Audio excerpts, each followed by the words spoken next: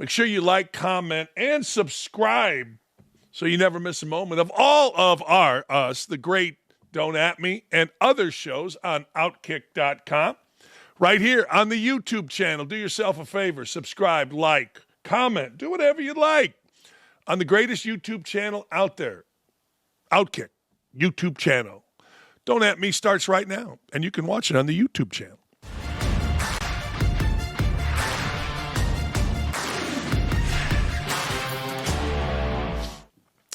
You know, one of the things that has happened with the proliferation of legalized sports gambling and, of course, X and all of social media is everybody has an opinion. And one of the opinions that seemingly was under the surface before all of this was sporting events being rigged. Now, my beautiful wife, as you know, coached for a long time, and she believes sporting events, not softball, not her sport, because there's no money in it. She believes all sports are rigged. I don't. I'm one of those that says, hey, look, do you know how many people it would take to rig a sporting event? These idiots like Jonte Porter that tried to rig a sporting event, his own performance for the Toronto Raptors, couldn't keep their mouth shut enough to rig the damn thing. You know how many people would have to be involved for rigging the Chiefs game against the Bills the other day?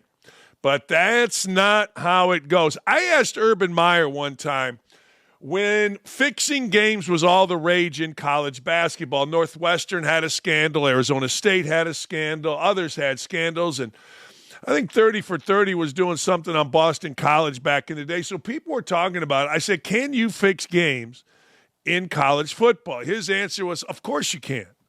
Where does the guy spot the ball? It's all arbitrary. What about a hold? You can call that anytime you see a shirt tugged on a lineman when a play goes for a long gain.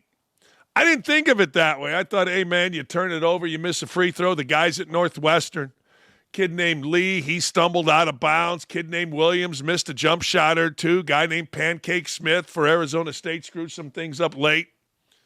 I didn't really realize it in football till I thought about it, and you realize how much human error can possibly involve. Now, you supposedly have the best of the best, but let me give the officials no credit. The officials and DEI came together a few years ago. What the NFL did was they got rid of older, more experienced officials in the name of women and African Americans. They did.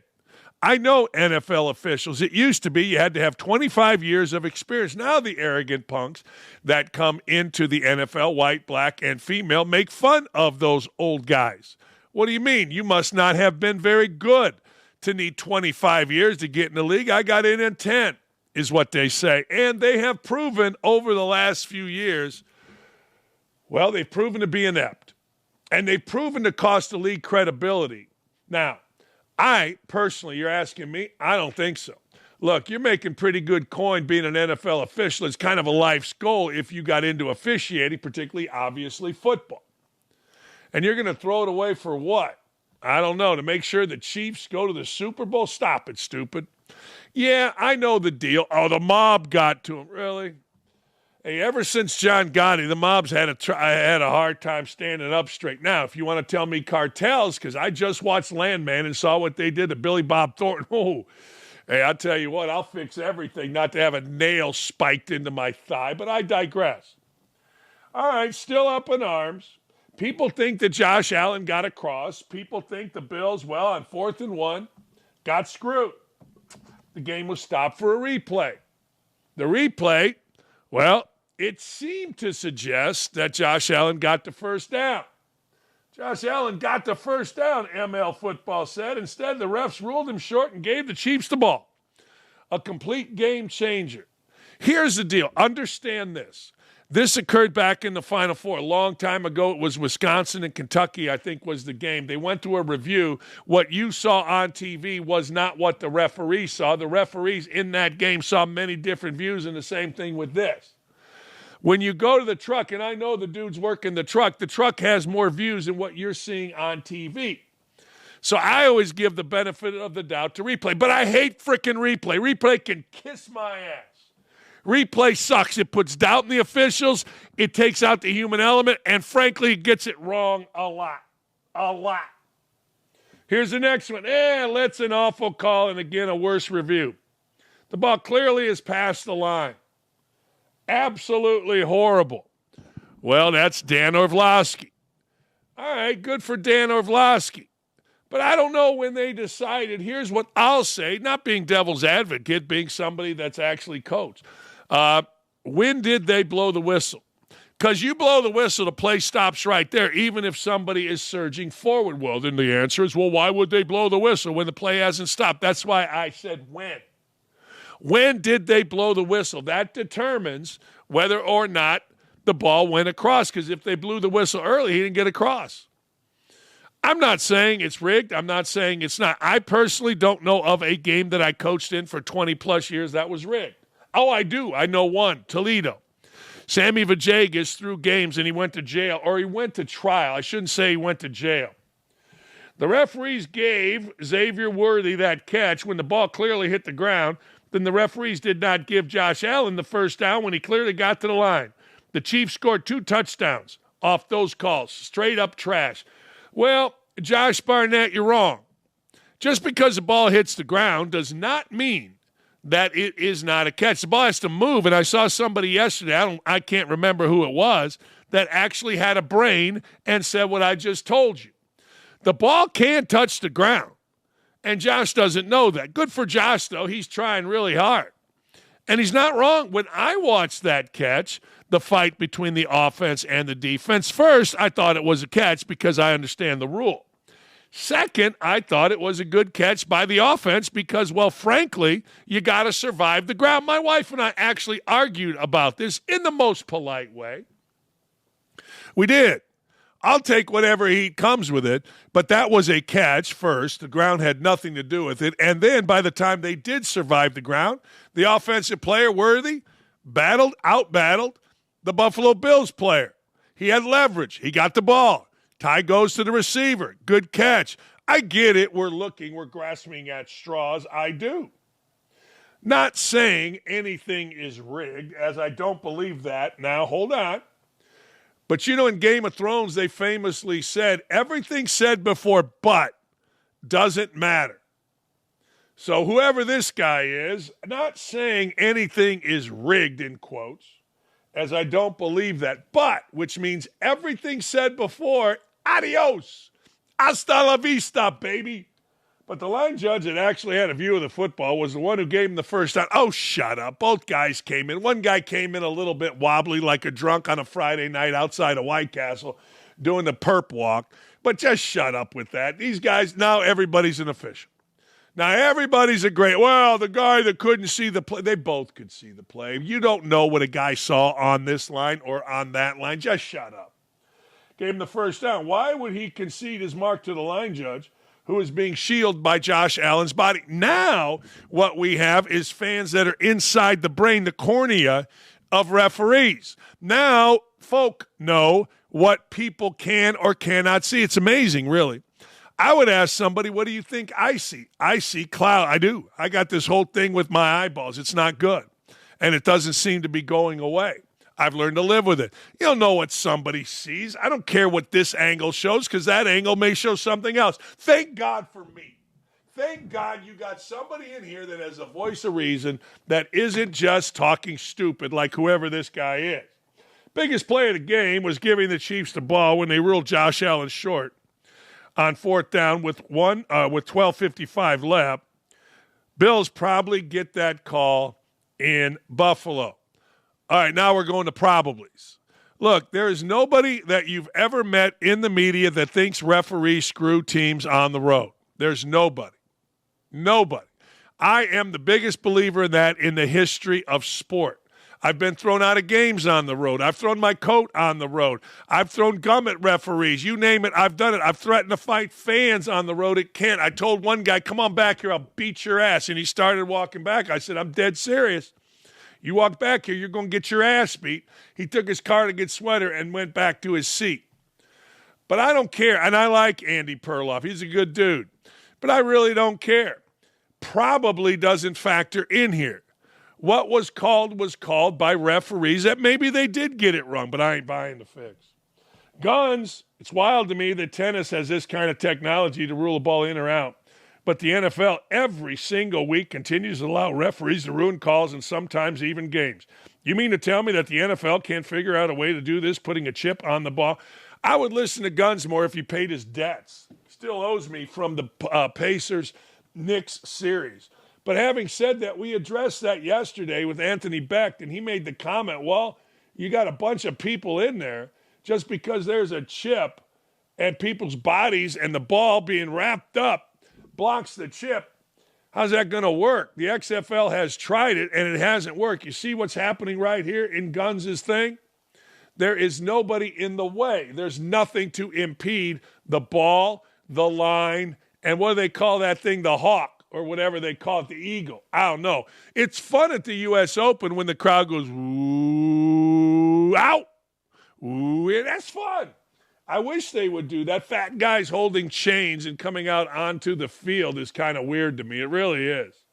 Now, it's very, very weird. I'm not sure we had fat guys with chains, with the chain gang coming out. But see, I'm different. I don't like replay. Why? Human element. I don't like electric referees or automated strikes and balls. I don't like it. Why? I like the human element. And I don't like a chip in a ball. Why? I like the human element.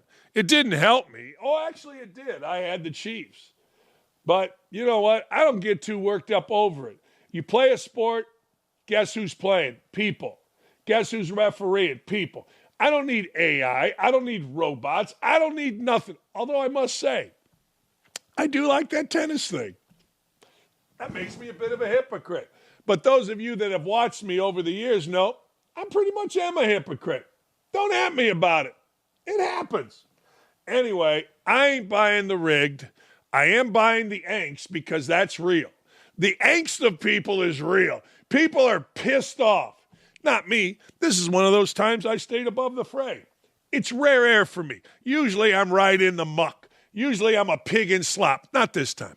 Referees did their best. They made some calls. The Chiefs did what they do. They won the game. Look, Josh Allen, get across that line by a yard. No one's talking about it. All right, here we go. Here we go. We got beef. You know I like beef. Kayvon Thibodeau. Kayvon Thibodeau was supposed to be the first pick in the draft, but he turned out to be a pain in the ass. Now, apparently he's done some pretty nice things. You don't even know who Kayvon Thibodeau is. Well, he plays for the hapless Giants, who had one good game. Drew Lock threw for 1 million yards against my hapless Indianapolis Colts. A high-scoring NFC championship game performance from running back Saquon Barkley led one Dallas Cowboy great to troll the New York Giants for letting him go. Man, they should be trolled.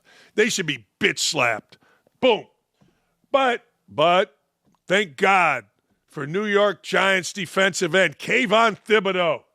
He didn't appreciate Dez Bryant. I don't know if I'd call Dez Bryant a legend. I'd call him kind of an underachiever and a pain in the ass. They didn't appreciate Dez Bryant's post on X, leading to some beef. That's right, Dylan.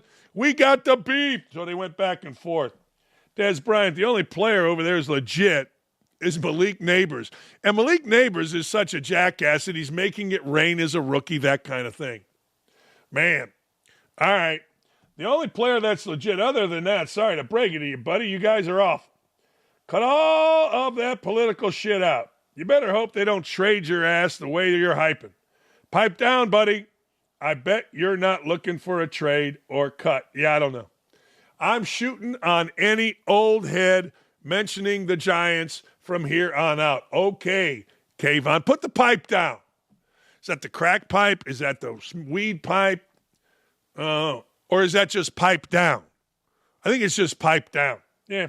One thing you'll learn about me, buddy, is that nothing here is political. Don't bother deleting your tweet. Nothing you say will affect me. You're just a big, sensitive dude. You're GM trash pimp. All right. Why does that bother you so much? You act as if I was talking to you. I'm doing what you are afraid to do. Tell it how it is. Your best bet is to be quiet and save yourself. I'll go on all night with you. All right. Sounds like that old thing the Cowboys used to have. Remember they used to have that White House where everyone would go, stooping? orgies, cocaine. You know what I'm talking about. Anyway, everyone thinks they can say something about a team I represent. Not on my watch. Till I'm no longer a Giant. I'm going to stand on business. That's right, Nick and Nick. I'm going to stand on business. You stand on business. Here's your business, Kayvon Thibodeau. You were a jackass, so you dropped in the draft. You've been a decent player on a bad team. Here's the deal. Every bad team has a leading scorer. Every bad team has a leading rebounder. Every bad team has a Kayvon Thibodeau, an underachiever who fell in the draft because, well, I don't know the reason, but there was a reason. He didn't rise up in the draft.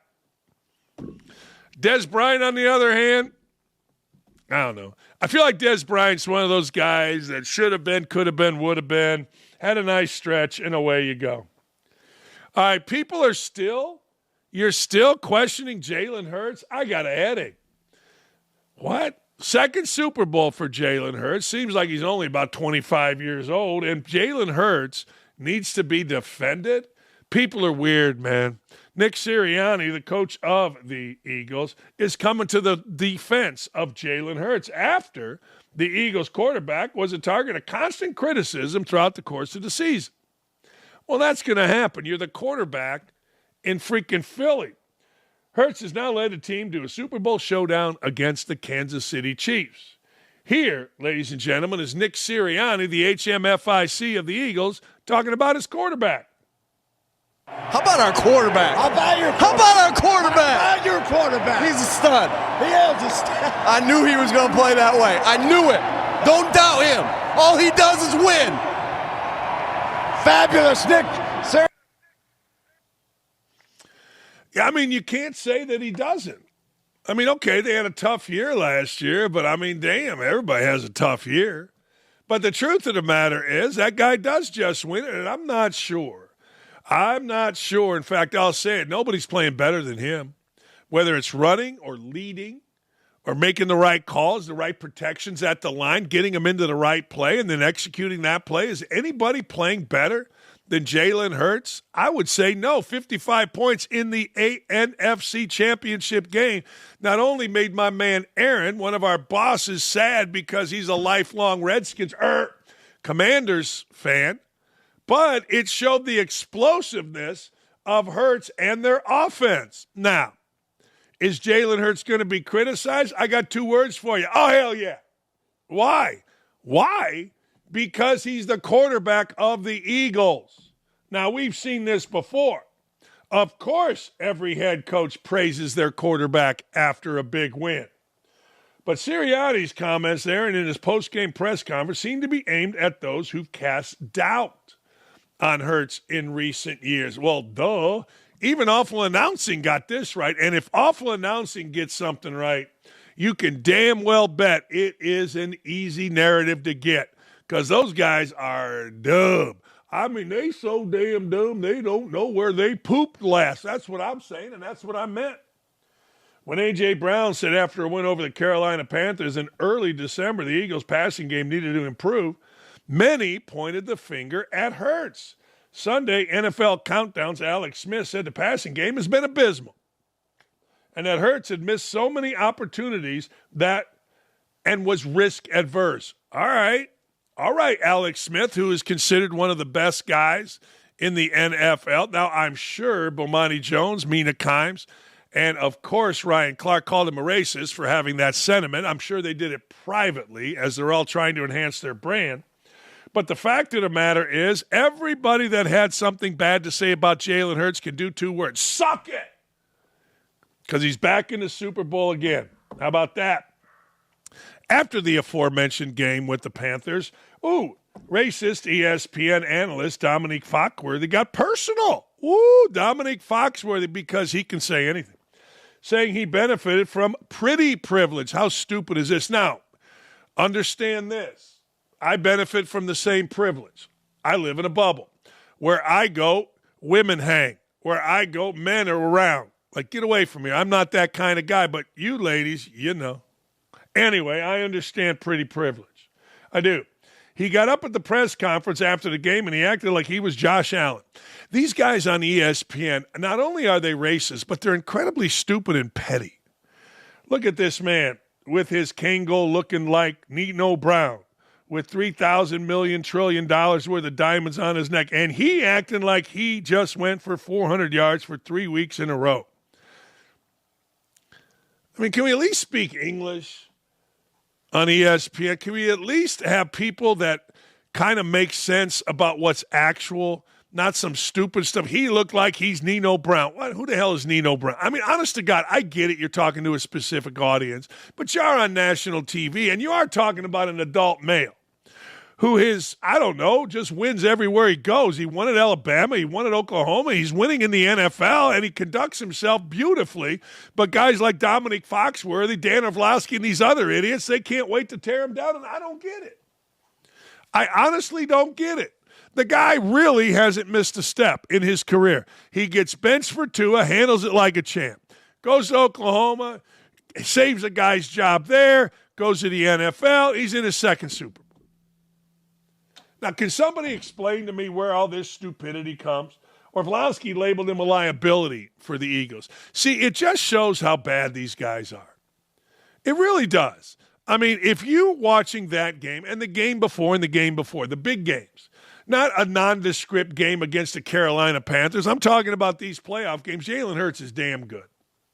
And they'll be back at it. I don't know why they have this jealousy. You know, maybe somebody stole somebody's girlfriend. Maybe somebody slid into the DMs, of somebody's wife. I don't know, but it seems like it's that petty. Hey, I got two eyes. I got a coaching background. I never played football, but I can tell you right now, hell, Ray Charles can tell you that Jalen Hurts is a damn good quarterback that's on a roll at the most important time of the year. Good for Dan Orlovsky. I'm sure he and Dominic Foxworthy were great against the worst team in the NFL in the middle of December. How were they at crunch time? How were they in the NFC or AFC championship game like Hurts was? I have no idea. No, I have no idea. I have no idea who this guy is, Elliott Short Parks. I don't know, but here's some audio. Yeah, awesome. I think you heard what I said at the end of the game. It's amazing how much doubt there is sometimes. I can't quite comprehend it because it doesn't look like people think it should look like. But the guy has been clutch. He's won a ton of football games. But you ran for this many yards. We don't care how we win. We don't care. If we rush for 300 and pass for 1 and we win, great. If we rush for 1 and pass for 300, great. Who cares? We've just continued to win. He's just continued to win, and I think the criticism is, whatever. He just wins. And I said what I said after the game, and that's kind of how I feel. That is so true. I mean, honest to God, that is so true. He just shows up every game, does his best, and they normally win. But these morons who I guess Orlovsky was really good. Oh, I bet he was really good. It was 40-12. His team was losing. They put him in against the Panthers. He was great. Honest to God, big possums walk late, people. Remember that. Big possums walk late. What is late? Now, Sunday. 2 Sundays from now. That's big possums. Dominic Foxworthy and these guys, it just makes them crazy that a guy that's everything they're not is doing everything they couldn't. Celebrate it. Be mad about it. Hey, I ain't mad at Michael Smith. Remember Michael Smith? They tried to get hip. They tried, he and Jamel Hill, to get hip and have the 6. It's the 6. Michael Smith whiter than me, if you must know. Probably Jamel Hill too, but she's got to try really hard. Michael Smith, I thought he was pretty good. I thought he was good on every show that he was, and I like Michael Smith. Apparently they're in exploratory talks with Michael Smith in a potential reunion, ESPN is. The former ESPN host would likely be in a role connected to SportsCenter and or the company's news division. I think Michael Smith started out as a reporter. I like him. He and Bomani Jones once stopped me in Vegas and told me how much they liked me. It was a day when Bomani Jones found out I was from Gary, Indiana, and actually, true story, I don't know if this is true or not. I've always heard this. Hell, I was there, but I don't remember.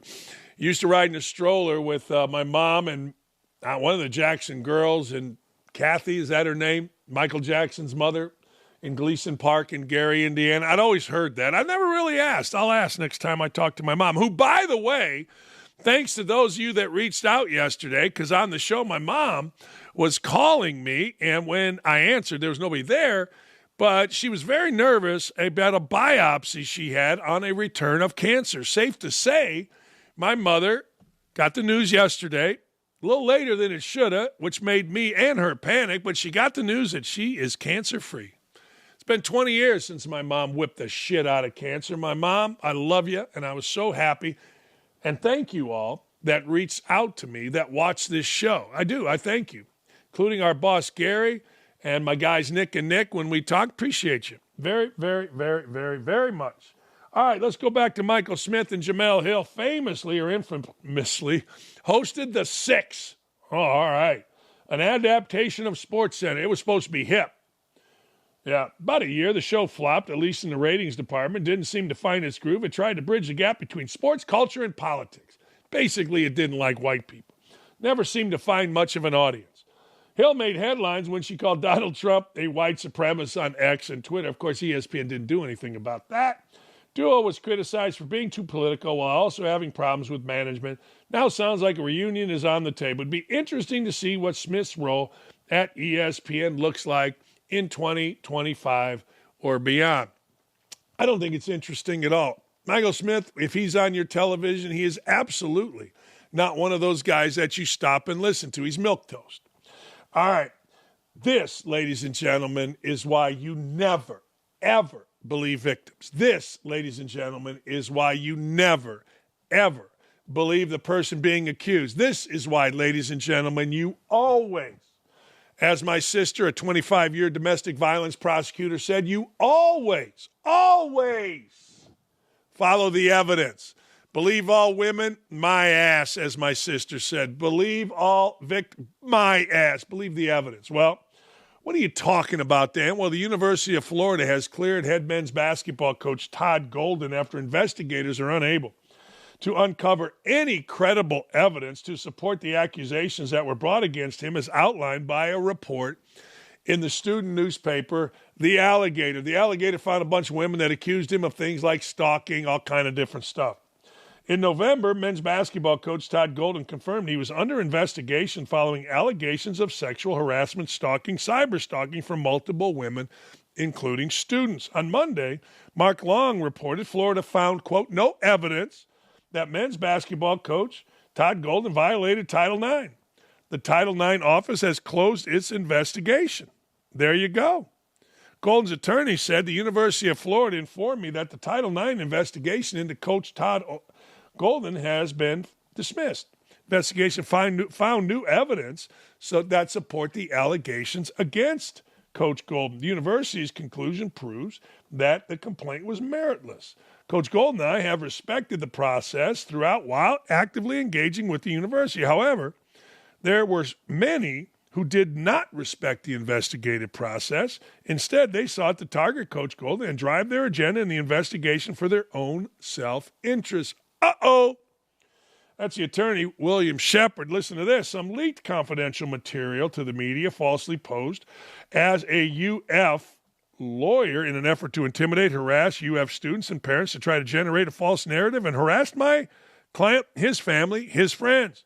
Coach Golden appreciates the support he and his program have received from so many at the university and from around the country. Now that this is concluded, Coach can continue to focus on the basketball season. Here we go. Ready? And consider his legal options in the off season. Dun, dun, dun, dun! But now it's time to move forward. How about that? Kill him. That's what I say, Golden. Go after him and crush every person that had a complaint against you. The newspaper, the school, make it such that they rename the University of Florida the University of Florida at Golden or the University of Golden at Gainesville. Crush every person that did this to you and crush them under your boot. Like Billy Ray Thornton putting a cigarette out. Hey, it's hard to believe, really? This is really hard to believe. The media is fair and balanced, particularly our legacy media. Listen to this.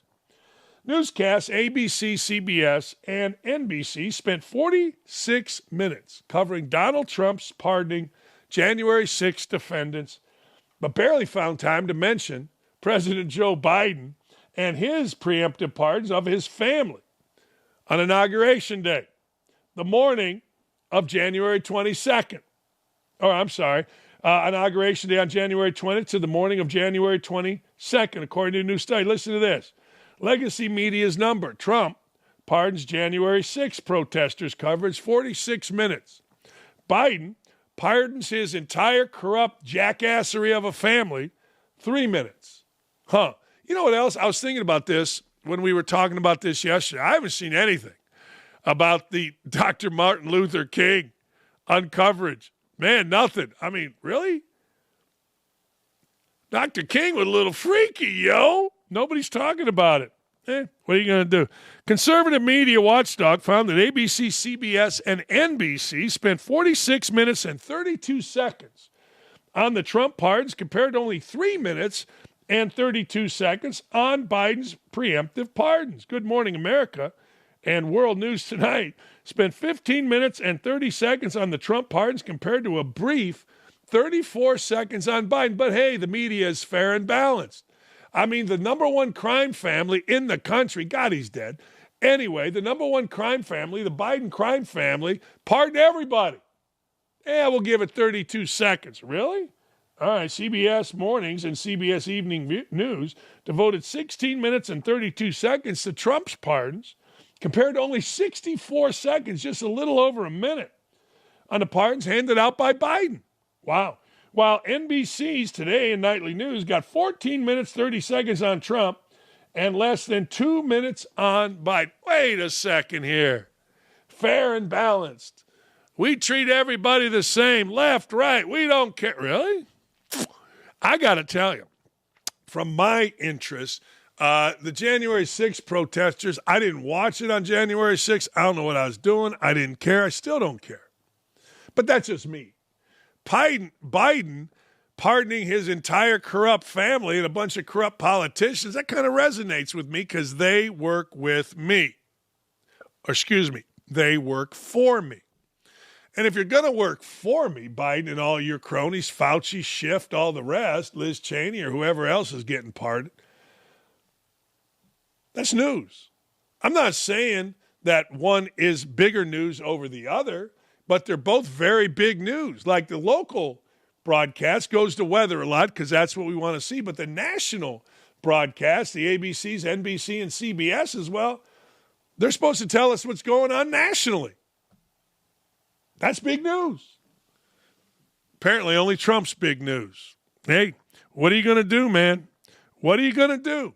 But don't ever let anybody tell you that these legacy media, the most powerful media in the world, cover things evenly.